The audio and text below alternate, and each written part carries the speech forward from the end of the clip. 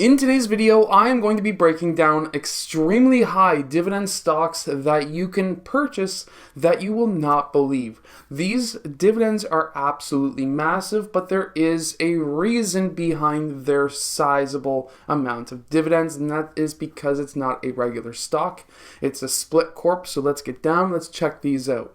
So this first one is RSTO, and it's a real estate and e-commerce split corp. Now, what you're going to be getting here is a ridiculous 8.17% dividend, and the volume is not exactly massive.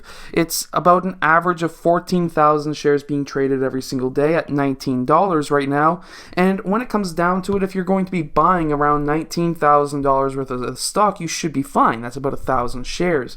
However, at 1,000 shares with an average volume of 14,000, it may take a few minutes and it might go into batches instead of one just big massive batch of purchases. So you might not get it at 1912 as an example. You might get 100 at 1912, and you might get another 100 more at maybe 1915. And then at that point, if you're basically, when you're buying stock and you're seeing that it's got a low volume but you want to buy a large amount of it, I would definitely not go in as a 1912 offer or 1920 or 1912 bid. I would probably do like 1930, because what will usually happen is somebody will see the large amount of volume that's coming in from somebody, and they'll start buying, at least with some stocks you might have this. I'm not too sure how many people actually watch split corps, but you'll see that somebody says, oh wow, like that person's, let's say, buying 1 million shares of whatever company, and there's usually only a volume of 2 million. Well, then at that point, somebody's going to start saying, wow, somebody's going to buy, I need to buy some calls on it or something, and it bids up that price.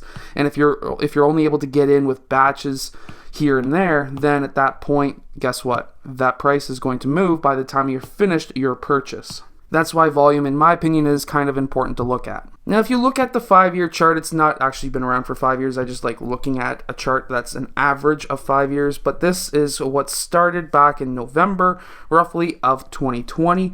So it's only a little over a year or so old. And as we can see, it doesn't exactly move a ton, considering that the whole market went up in that time span anyways. It was actually declining until March of this year, and that's when it started getting bid up. So it's quite interesting. There's been some high volume on the downside recently, and there's also been some high volume on the upside with the last, I guess you could say, rebound of the stock price. However, at the same time, this is still a new stock on the market when it comes to seeing the charts. And I personally, when it comes to high dividend stocks, it's something to really look at and really analyze to see if it works for your goals. My goal is to have massive gains, but also massive dividends. And so far, over the past year, you can see that there's been some pretty good gains. It's about 30 or so percent, and it's pretty solid. However, the whole market's gone up during that time anyway, so it's really hard to gauge the specific stock itself. Keep in mind that with split corps, basically what you're going to be getting is usually maybe some covered call options being played in some cases. With split corps, with this one particularly, you're usually getting preferred shares of the companies that they invest in. You can go to their website even and see what their MER is, because with split corps usually there is an MER charged as well, so keep that in mind. However, what I do like to see is the fact that they did raise the dividend recently, so that's kind of a nice thing to see. Anytime they raise dividends, especially when it's a new thing on the stock market, in my mind, that's a good sign. Next is eSplit Corp. These are all by the same company, by the way, but ENS is the ticker, and this is basically Enbridge. However, it's the preferred shares and I think some covered calls potentially as well, if I read that correctly. However, it does pay a 10.2% dividend, which is absolutely massive. There is an issue with this one, however, is the reason I'm saying that the issue or what the issue is you're not going to see huge price appreciation versus, let's say, an Enbridge, which is ENB. However, what you are getting is a higher dividend. So if you're doing this as a retirement play, the dividend's really nice. If you're doing this in your 30s or 40s, I would definitely invest in Enbridge versus this, and that is because when you're investing in Enbridge, you're going to see higher price appreciation, but also a 6% or so dividend, which increases at least about double every 5 years over the past 10 years. So if history is anything to tell us about the future, then that is what we can assume. So within 5 years, you'd be getting essentially more of that dividend. However, if you reinvest that 10%, you're going to be making more money anyways. So you have to kind of weigh those two options versus your own specific situation. However, here you are getting a 77,000 volume share or stock, but on average 67,000 shares is kind of the average that people, or at least this stock is being traded at. We can also see that this was started back in roughly June or so of 2018, and since then it's been pretty much trading sideways. We've seen some dips, which this is an obvious reason. However, the dips here are something to really take into consideration.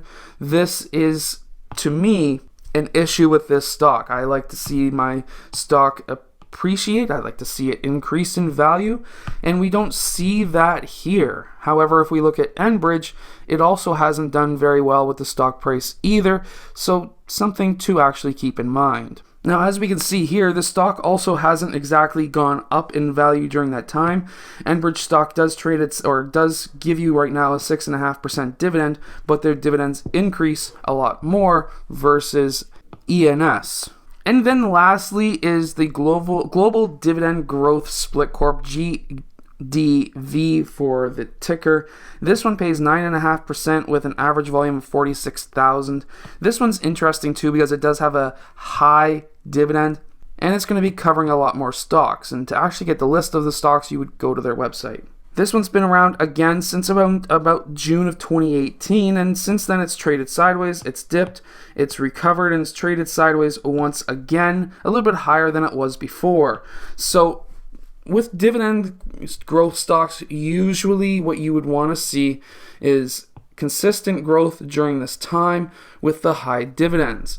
The reason why the actual fund itself has not gone up is potentially because of the MER that these guys do charge. However, if you reinvest that 9.5% dividend every time they pay it, which is amazing, then you would actually be higher growth instead of just taking the dividend and spending it somewhere else. Because they do pay you a dividend every single month. Because all of these split corps are mutual funds, so we have to keep that in mind. Mutual funds have a higher MER. However, with a ridiculously high dividend like it is, as long as you don't lose your money overall, then if you're in retirement, then this could be a good option. See, when it comes to retiring or trying to retire early or whatever your goal may be, it really comes down to your own kind of situation. So for example, if you are retiring with like $1.5 million, then you can take less of a risk and get a smaller dividend.